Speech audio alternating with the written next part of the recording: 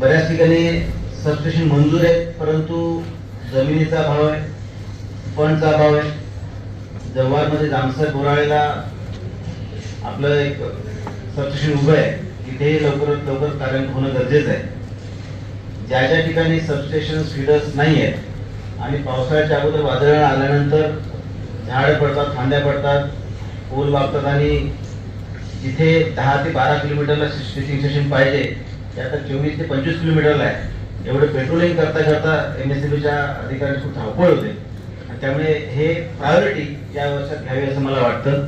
आणि त्यामुळे ग्रामीण भाग असेल किंवा वसई विरारचा शहरी भाग असेल, त्या दोन्ही ठिकाणी आपण हे स्विचिंग स्टेशन, सब स्टेशन्स ह्यांना प्रायोरिटी दिली पाहिजे आणि त्यासाठी फंड अवेलेबल केला पाहिजे असं मला आपल्याला आग्रहाची विनंती.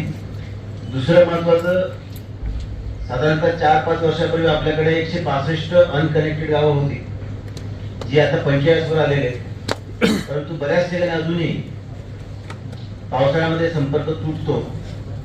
म्हसेपाडा असेल, लोकाचा असेल किंवा सोनाळ्याचा असेल, तर त्या ठिकाणी लोखंडी पूल करणं गरजेचं आहे आणि त्यामुळे त्या ठिकाणी प्रायोरिटी देणं गरजेचं आहे.